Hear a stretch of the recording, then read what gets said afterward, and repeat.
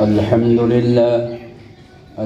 لله نحمده ونستعينه ونستغفره ونعوذ بالله من شرور أنفسنا ومن سيئات أعمالنا من يهده الله فلا مضل له ومن يضلله فلا هادي له ونشهد أن لا إله إلا الله وحده لا شريك له ونشهد أن سيدنا ونبينا وإمامنا ومولانا محمد صلى الله عليه وعلى آله وأصحابه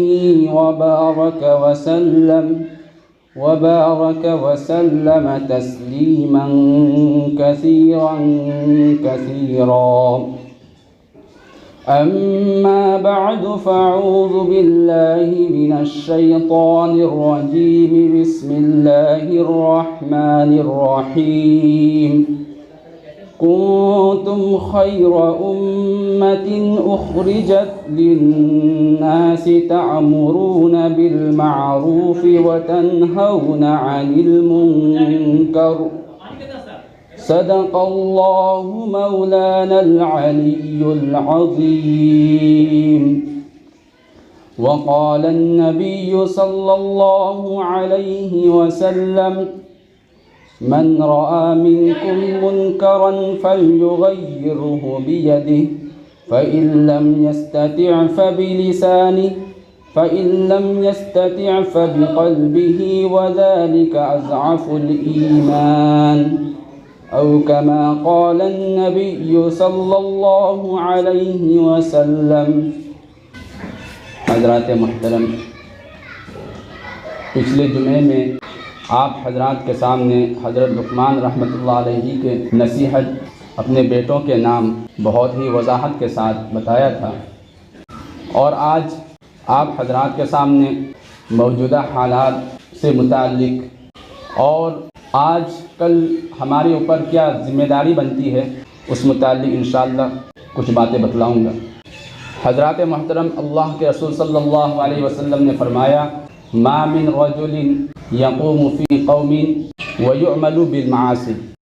یعنی کوئی آدمی ایک ایسے سماج اور معاشرے کے اندر اپنی زندگی گزارتے ہیں، اس معاشرے اور سماج اور قوم میں برائیاں عام ہو جا رہا ہو، برائی کی کثرت ہو، گناہوں کی کثرت ہو، عورتوں کی عزتوں سے کھیلواڑ کیا جا رہا ہو، اور ماں باپ کی حکم کو ٹھکرایا جا رہا ہو، اور اپنی دوستوں اور احباب کو ترجیح دی جا رہا ہو، اور ہر طرح کی گناہ عام ہو، تو اللہ کے رسول صلی اللہ علیہ وسلم فرماتے ہیں: فَأَصَابَكُمُ اللَّهُ بِعِقَابٍ مِّنْهُ، کہ اللہ تعالیٰ اپنی طرف سے ایسی عذاب کو بھیجیں گے جو سب کو گھیر لیں گے.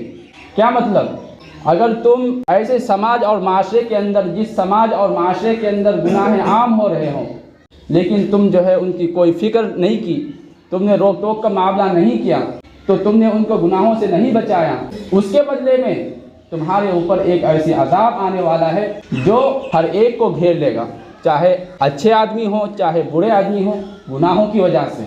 تو اس سے کیا معلوم ہوا کہ خود نمازی ہے، خود پرہیزگار ہے، متقی ہے، لیکن بچنے والا نہیں، کیونکہ آپ کے قوم میں برائیاں ہو رہا ہے، ناچ گانا ہو رہے ہیں، نمازوں کو ترک کیا جا رہا ہے، روزہ نہیں رکھا جا رہا ہے.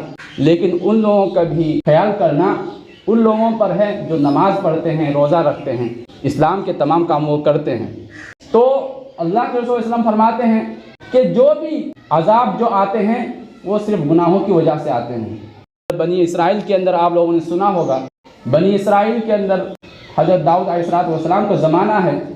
حضرت داؤد علیہ السلام کے زمانے میں جو سب سے افضل جو دین ہوا کرتے تھے وہ جمعے کے دن تھا، لیکن انہوں نے، ان بنی اسرائیل والوں نے اللہ تعالیٰ کے احکام کو نہیں مانا، جمعے کے دین کو نہیں مانا، اور انہوں نے اس کے بدلے میں ایک اور دین جس کو معزز قرار دیا جائے مطالبہ کیا اللہ تعالیٰ سے.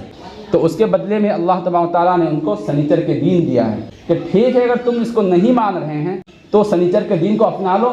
جس طرح مسلمان جمعے کے دن جو ہے اس کو اہمیت دیتے ہیں، اس کی فضیلت کی جو ہے قائل ہے، تو اسی طرح حضرت داؤد علیہ السلام کے زمانے میں بھی سنیچر کے دین کو مقرر کر دیا گیا تاکہ تو ان کی اہمیت ہو، تو اللہ تبارک و تعالیٰ نے اس کے اندر اور احکامات بھی پیدا کر دیے۔ تو اس کے بعد اللہ تبارک و تعالیٰ نے کہا کہ ٹھیک ہے، جمعے کے دن تم پر کوئی پابندی نہیں تھا، لیکن تم لوگوں پر ضروری ہے کہ سنیچر کے دن کچھ نہیں کرو گے، تم لوگ خرید فروخت نہیں کرو گے، مچھلیاں نہیں پکڑو گے، سب اپنے گھر کے اندر رہو گے۔ ایک دن ایسا ہوا کہ اللہ تبارک و تعالیٰ نے مچھلیوں کو حکم دیا کہ مچھلی جب سنیچر کے دن آئے تو ان خشکی جو ساحلی جو علاقہ ہے، سمندر کا جہاز جب پہنچتا ہے تو ساحلی علاقہ تک ٹچ کر کے وہ پہنچتے ہیں، تو تم لوگ جو ہے وہی جا کے جو کھیل کود کرنا۔ اللہ تعالیٰ نے مچھلیوں کو حکم دے دیا، تو اللہ تعالیٰ کے حکم کو مانتے ہوئے مچھلیاں جو ہے سنیچر کے دن آ کر بالکل خشک جگہ پر جو ہے کودنے لگے، کھیلنے لگے۔ تو بنی اسرائیل کے لوگوں نے ایک حیلہ بازی کی کہ دیکھو ہم ایسا کرتے ہیں، یہ مچھلیاں جو ہے ہم نہیں پکڑیں گے کیونکہ اللہ تبارک و تعالیٰ نے جو ہے منع کیا ہے۔ انہوں نے ایک حیلہ نکالا، اس کے اندر جو ہے جال ڈال دیا تاکہ جو ہے جب پانی ختم ہو تو اس کے اندر پھنس کے رہ جائیں۔ اور انہوں نے جو ہے اس دن نہیں پکڑا بلکہ دوسرے دن یعنی اتوار کے دن سنڈے کو کیا کرا، صبح صبح اٹھ کے اس کو پکڑنے لگے اور جس کو جتنی ضرورت تھا مطلب اس کے مطابق پکڑ کے کھانے لگے۔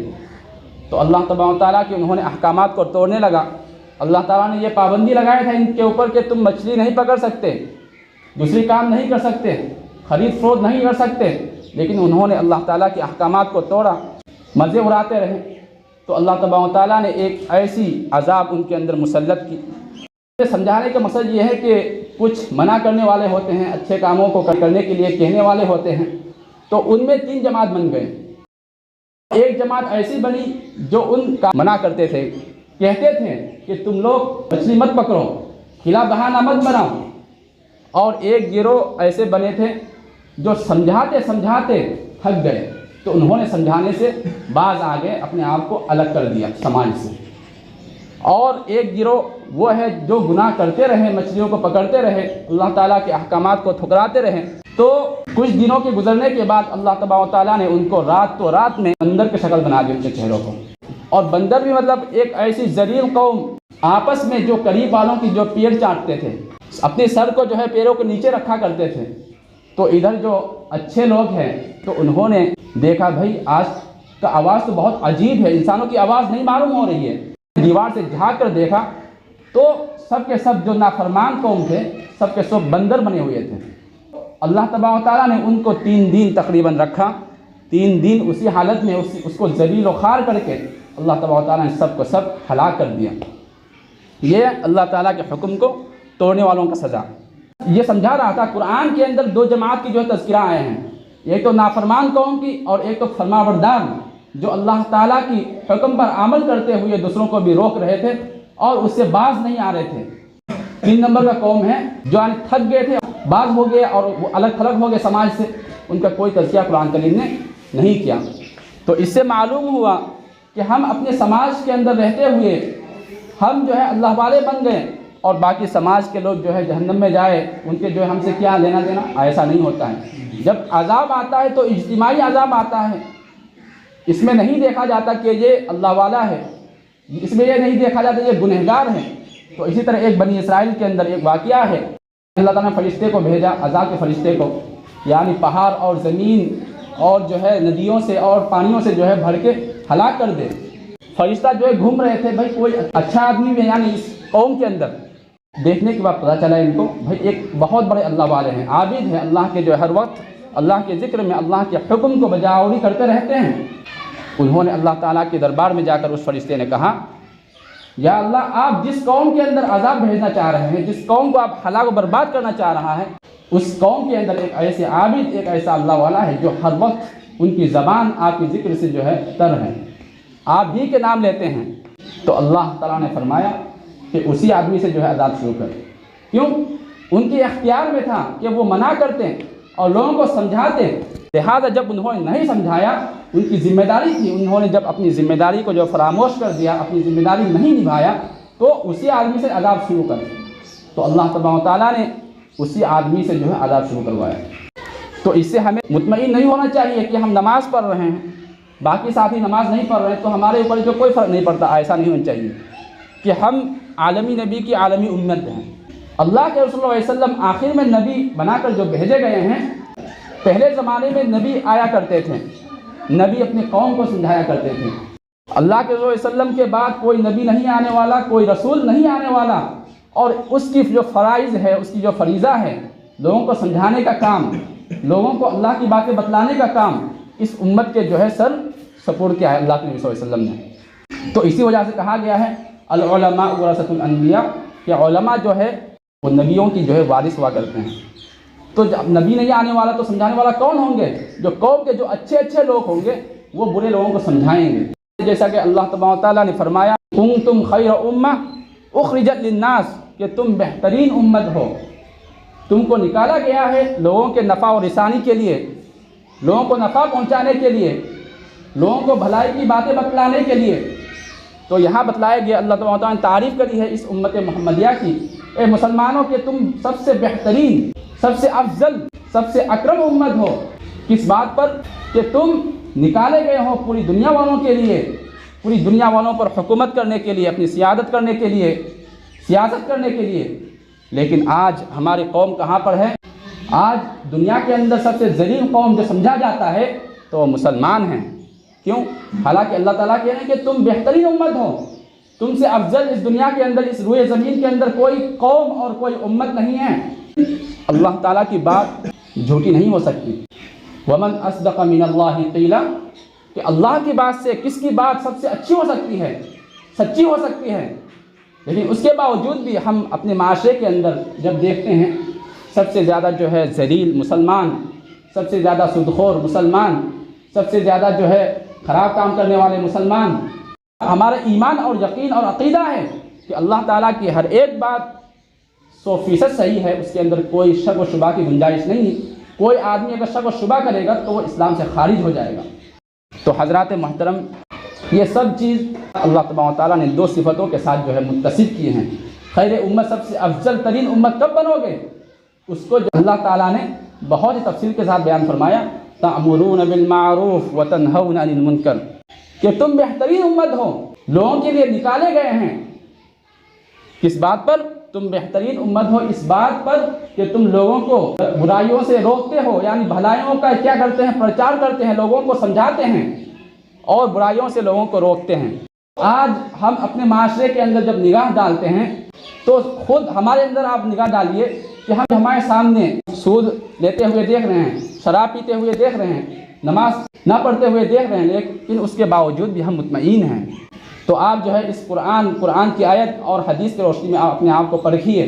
صحابہ کرام کے زمانہ ہیں، حضرت عمر رضی اللہ تعالیٰ عنہ خلافت ہے، جب انہوں نے خلافت کری تو پوری آدھی دنیا پر مسلمانوں کی حکومت تھی، اور مسلمانوں سے جو ہے ہر کوئی ڈرتا تھا۔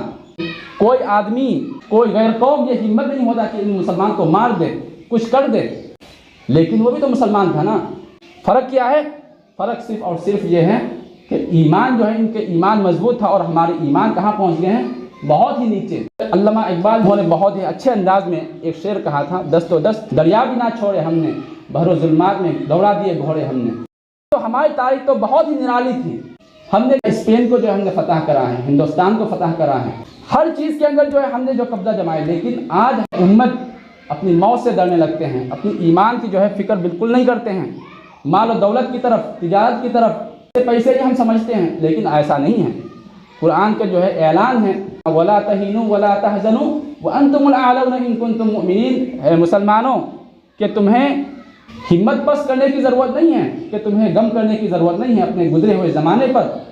وَأَنْتُمُ الْأَعْلَوْنَ، تم ہی غالب رہو گے، تم ہی سربلند رہو گے، تمہاری حکومت ہوگی دنیا پر اگر تم پکے سچے مسلمان ہوں۔ یہاں پہ جو ہے مسلمانوں کی جو عزت جو رکھی ہے وہ کامل ایمان والوں کے لیے رکھی ہے، اور آج ہم دیکھیے اپنے معاشرے کے اندر اپنی ایمان کو جو بیچتے ہیں چند تکوں کے خاطر، چند پیسوں کے خاطر، تو یہی مسلمان نظر آئیں گے آج۔ اللہ تعالی ہم سب کو ایسے مسلمان بننے سے جو ہے حفاظت فرمائیں۔ اللہ تعالی ہم سب کو جتنی بھی بات کہیں ہیں ان پر عمل کرنے کی توفیق عطا فرمائیں۔ وآخر دعوانا الحمد للہ رب العالمین۔